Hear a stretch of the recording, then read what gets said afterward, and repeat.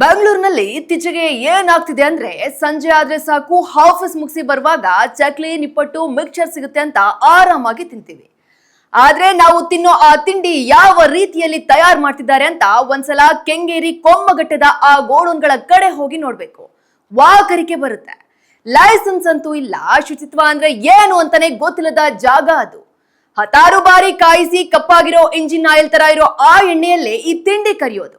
ಇನ್ನು ಆ ಸಂಪ್ ನೀರು, ಆ ನೀರು ಕೊಳೆತ ವಾಸನೆ ಬರ್ತಿದ್ರು ಅದನ್ನೇ ಬಳಸಿ ಹಿಟ್ ಕಲಿಸ್ತಿದ್ದಾರೆ. ಅಕ್ಕಪಕ್ಕ ಯಜ್ಞ ಸತ್ ಬಿದ್ದಿದ್ರು ಆ ಜಾಗದಲ್ಲಿ ಕೆಲಸ ಮಾಡೋರು ಕೇರೆ ಮಾಡ್ತಿಲ್ಲ. ಇನ್ನು ಕೈಗೆ ಗ್ಲೌಸ್ ಇಲ್ಲ, ತಲೆಗೆ ಕ್ಯಾಪ್ ಇಲ್ಲ, ಗಲೀಜು ಬಟ್ಟೆ ಹಾಕೊಂಡು ಧೂಳು ತುಂಬಿದ ನೆಲದ ಮೇಲೆ ಕೂತು ಈ ತಿಂಡಿ ತಯಾರು ಮಾಡ್ತಾರೆ ಅಂದ್ರೆ ನಾವೆಲ್ಲ ವಿಷ ತಿಂತಿದ್ದೀವ? ಇಂತಹ ಗಲೀಜ್ ಜಾಗದಲ್ಲಿ ತಯಾರಾದ ತಿಂಡಿ ತಿಂದ್ರೆ ಬದುಕ್ತೀವ? ಮೊನ್ನೆ ಅಷ್ಟೇ 3 ವರ್ಷದ ಮಗು ಐಜಿನ್ ಇಲ್ಲದ ಮಿಕ್ಸ್ಚರ್ ತಿಂದು ಪ್ರಾಣ ಕಳ್ಕೊಂಡಿದೆ. ಆದ್ರೆ ಇನ್ನು ಎಷ್ಟು ಜೀವಗಳು ಬಲಿಯಾಗಬೇಕು? ಇಷ್ಟೆಲ್ಲ ಗಲೀಜ್ ನಡೀತಿದ್ರು ಫುಡ್ ಇನ್ಸ್ಪೆಕ್ಟರ್ಗಳು ಏನ್ ಮಾಡ್ತಿದ್ದಾರೆ? ದುಡ್ಡು ತಗೊಂಡು ಕಣ್ ಮುಚ್ಚಿಕೊಳ್ತಿದ್ದೀರಾ? ಬರೀ ದುಡ್ಡು ಮಾಡೋದನ್ನೇ ನೋಡ್ಕೊಂಡು ಜನಗಳ ಪ್ರಾಣದ ಜೊತೆ ಆಟ ಆಡ್ತಾರಲ್ಲ, ನಾಚಿಕೆ ಆಗ್ಬೇಕು ನಿಮ್ಗಳಿಗೆ. ಇನ್ನಾದರೂ ಎಚ್ಚೆತ್ಕೊಳ್ಳಿ, ಮನುಷ್ಯರ ಜೀವಗಳ ಜೊತೆ ಆಟ ಆಡ್ಬೇಡಿ. ಇನ್ನು ಸಂಬಂಧಪಟ್ಟ ಅಧಿಕಾರಿಗಳು ಇವರ ಮೇಲೆ ಕಠಿಣ ಕ್ರಮ ತಗೋಬೇಕು. ಇಲ್ಲಾಂದ್ರೆ ಇವರ ಅಕ್ರಮ ದಂಧೆಗೆ ಇನ್ನು ಎಷ್ಟು ಜನ ಬಲಿಯಾಗ್ತಾರೋ ಗೊತ್ತಿಲ್ಲ. ಏನು ಕೆಂಗೇರಿ ಬಳಿ ಕೊಮ್ಮಘಟ್ಟ ಅಂತ ಏನಿರುತ್ತೆ ಆ ಜಾಗದಲ್ಲಿ ಒಂದು ಅಶುಚಿತವಾಗಿ ಒಂದು ಫುಡ್ನ ಮ್ಯಾನುಫ್ಯಾಕ್ಚರ್ ಮಾಡ್ತಾ ಇರ್ತಾರೆ. ಅಂದರೆ ಚಕ್ಲಿ, ಕೋಡ್ಬಳೆ, ಮಿಕ್ಸರು ಒಳಗಡೆ ವಿಡಿಯೋ ನೋಡ್ತಾ ಇದ್ರಿ ನೀವು ನೀವು ಯಾವುದೇ ರೀತಿಯ ಹೈಜೀನ್ನ ಮೇಂಟೈನ್ ಮಾಡ್ತಾ ಇರಲ್ಲ ಇವರು. ಪ್ರತಿಯೊಂದು ಸಹ ಇನ್ಹೈಜಿನಲ್ಲಿ ಮಾಡ್ತಾ ಇರ್ತಾರೆ ಮತ್ತು ಅನ್ಹೈಜಿನಲ್ಲಿ ಮೇಂಟೈನ್ ಮಾಡ್ತಾ ಇರ್ತಾರೆ. ಕೈಯಲ್ಲೇ ಕಲಿಸ್ತಾ ಇರ್ತಾರೆ, ಹಿಟ್ಟೆಲ್ಲ ಕೈಯಲ್ಲಿ ಕಲಿಸ್ತಾ ಇರ್ತಾರೆ. ಮತ್ತು ಹೇರ್ ಮಾಸ್ಕ್ ಆಗಿರ್ಬೋದು ಅಥವಾ ಫೇಸ್ ಮಾಸ್ಕ್ ಆಗಿರ್ಬೋದು ಯಾವುದೂ ಇಲ್ಲ. ಮತ್ತು ಅದಾದಮೇಲೆ ಪಕ್ಕದಲ್ಲೇ ಇಲಿ ಹೆಗ್ಣಗಳೆಲ್ಲ ಸತ್ತು ಬಿದ್ದಿರ್ತವೆ. ಅದಾದಮೇಲೆ ಎಣ್ಣೆಗಳು, ಅಂದರೆ ಯಾವ ಎಣ್ಣೆ ಯೂಸ್ ಮಾಡ್ತಾರೆ ಅಡುಗೆ ಎಣ್ಣೆ ನಮಗೆ ನಿಜವಾಗ್ಲೂ ಗೊತ್ತಿಲ್ಲ. ಆ ವ್ಯಕ್ತಿಗೆ ನಾವು ಹೇಳೋದು ಅಂತಂದರೆ, ನೀವು ಹೈಜಿನ್ನ ಮೇಂಟೈನ್ ಮಾಡ್ಕೊಂಡು ಹೋಗಿ ಒಳ್ಳೊಳ್ಳೆ ಲೈಸೆನ್ಸ್ನ, ಅಂದರೆ ಫುಡ್ ಲೈಸೆನ್ಸ್ ಸಂಬಂಧಪಟ್ಟ ಲೈಸೆನ್ಸ್ಗಳನ್ನ ತಗೊಂಡ್ರೆ ನೀವು ಯಾಕೆ ಯಾರು ದುಡ್ಡು ಕೊಡಬೇಕು? ಅಧಿಕಾರಿಗಳಿಗೂ ಸಹ ₹1 ಲಂಚ ಕೊಡದೆ ನೀವು ನಿಮ್ಮ ಕರ್ತವ್ಯ ಏನಿದೆ ಅದನ್ನು ಮಾಡುತ್ತು ಅಂತಂದರೆ ನೀವು ಯಾರಿಗೂ ₹1 ಲಂಚ ಕೊಡದೆ ನಿಮ್ಮ ಪಾಡಿಗೆ ನೀವು ಅಂದರೆ ಕಾರ್ಯನಿರ್ವಹಿಸ್ಬೋದು. ಅಂದರೆ ಈ ಏನು ಮೇಲ್ಗಡೆ ಬೋರ್ಡ್ ಇದೆ, ಯಾವುದೇ ರೀತಿ ಒಂದು ಕಂಪ್ನಿ ನೇಮ್ ಆಗಿರ್ಬೋದು, GST ಆಗಿರ್ಬೋದು, ಯಾವುದೂ ನೇಮ್ ಇಲ್ಲ. ಒಳಗಡೆ ಮ್ಯಾನುಫ್ಯಾಕ್ಚರ್ ಆಗುತ್ತೆ. ಇಲ್ಲಿಂದ ನೂರಾರು ಅಂಗಡಿಗಳಿಗೆ ಹೋಗ್ತವೆ.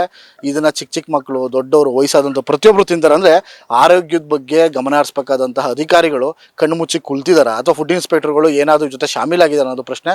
ಈಗೇನು ನೋಡಿದ್ರೆ ನೀವು ಮಿಕ್ಸರು ಮತ್ತು ಚಕ್ಲಿ, ಕುರ್ಮಾಗಳು ಯಾವುದಾದ್ರು ಈ ಕುರುಪ್ ತಿಂಡಿಗಳು ಅಂತಂದರೆ ಜಂಕ್ ಫುಡ್ಗಳು ತಯಾರಾಗ್ತಾ ಇರ್ತವೆ. ಅದರದ ಇನ್ನೊಂದು ಗೋಡನ್ ಇದೇನೆ.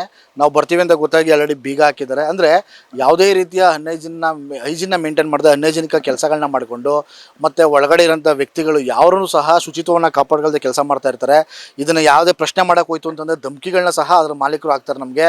ಯಾಕಂತಂದರೆ ನಾವು ಇಲ್ಲೇ ಮಾಡ್ತೀವಿ, ಇಲ್ಲಿ ಲೋಕಲ್ ನಾವು, ನಮಗೆ ಆ ಸಂಘಟನೆ ಗೊತ್ತು ಅಥವಾ ಹ್ಯೂಮನ್ ರೈಟ್ಸ್ ಗೊತ್ತು ಅಂತ ಅವರ ಹೆಸರು ಹೇಳ್ಕೊಂಡು ಅವ್ರಿಗೂ ಸಹ ಒಂದು ಧಕ್ಕೆನ ತರ್ತಾ ಇರ್ತಾರೆ. ಅಂದರೆ ನಮ್ಮ ಪ್ರಶ್ನೆ ಏನು ಅಂತಂದರೆ, ಈ ರೀತಿ ಅಕ್ರಮವಾಗಿ ರೆಸಿಡೆನ್ಷಿಯಲ್ ಲೇಔಟ್ಗಳಲ್ಲಿ ಕಮರ್ಷಿಯಲ್ ಆಗಿ ಯೂಸ್ ಮಾಡ್ತಾ ಇರ್ತಾರೆ. ಅಂದರೆ ಈ ಬೆಸ್ಕಾಂ ಅವರು ಹೇಗೆ ಇವರಿಗೆ ಕರೆಂಟ್ನ ಕೊಡ್ತಾರೆ, ರೆಸಿಡೆನ್ಷಿಯಲ್ ಏರಿಯಾ ಅಂತ ಕೊಡ್ತಾರೆ ಅಥವಾ ಕಮರ್ಷಿಯಲ್ ಬಿಲ್ಡಿಂಗ್ ಅಂತ ಕೊಡ್ತಾರೆ ಗೊತ್ತಿಲ್ಲ. ಇದೊಂಥರ ಅಂದರೆ ಏನು ಅಂದರೆ ಇದೊಂಥರ ದೊಡ್ಡ ಸಮಸ್ಯೆ ಅಂತಲೇ ಹೇಳ್ಬೋದು. ಒಂದರಿಂದ ಹುಡುಕ್ತಾ ಹೋಯ್ತು ಅಂದರೆ ಪ್ರತಿಯೊಂದು ಸಹ ಇಲ್ಲಿ ಭ್ರಷ್ಟಾಚಾರ ಕಾಣಿಸುತ್ತೆ. ಯಾಕಂದರೆ ಮನುಷ್ಯ ತಿನ್ನೋಂಥ ಆರೋಗ್ಯಕ್ಕೆ ಇವರು ವಿಷಪೂರಿತ ಆಹಾರವನ್ನು ಕೊಡ್ತಾರೆ. ಮತ್ತು ಈ ದೊಡ್ಡ ಗೋಡನು ಇಲ್ಲಿಂದ ಸರಿಸುಮಾರು ಕೆಂಗೇರಿ ಸುತ್ತಮುತ್ತ, ಕೆಂಗೇರಿ RR ನಗರ ಮತ್ತು ಬೆಂಗಳೂರು ನಾಯಂಡಹಳ್ಳಿ ಸುತ್ತಮುತ್ತ ಇಲ್ಲಿಂದ ಆ ಪ್ರಾಡಕ್ಟ್ಗಳು ಇಲ್ಲಿಂದ ಸಾಕ್ತವೆ. ಅಂದರೆ ಅಲ್ಲಿ ಮ್ಯಾನುಫ್ಯಾಕ್ಚರ್ ಮಾಡಿಕೊಂಡು ಇಲ್ಲಿಗೆ ಬರ್ತಾರೆ, ಇಲ್ಲಿಂದ ಎಲ್ಲ ಕಡೆ ಡಿಸ್ಟ್ರಿಬ್ಯೂಟ್ ಮಾಡ್ತಾರೆ. ಅಂದರೆ ನೋಡ್ಬೋದು ಈ ಹೊಸ ಲೇಔಟ್ ಇದು. ಈ ಲೇಔಟು ಯಾರಿಗೂ ಗೊತ್ತೇ ಆಗಲ್ಲ, ಆ ರೀತಿ ರಹಸ್ಯವಾಗಿ ಮಾಡ್ಕೊಂಡಿರ್ತಾರೆ ಲೇಔಟ್ನ ಇವರು. ಇಲ್ಲಿ ಒಂದು ಇಲ್ಲಾಂದ್ರೆ ಒಂದು 10ರಿಂದ 20 ಜನ ಕೆಲಸ ಮಾಡ್ತಾರೆ ಅಂತ ಅನುಮಾನ ಇದೆ. ನಾವು ಬರ್ತೀವಿ ಅಂತ ಗೊತ್ತಾಗಿ ಇಲ್ಲಿ ಬೀಗ ಸಹ ಹಾಕಿರ್ತಾರೆ ಇಲ್ಲಿ.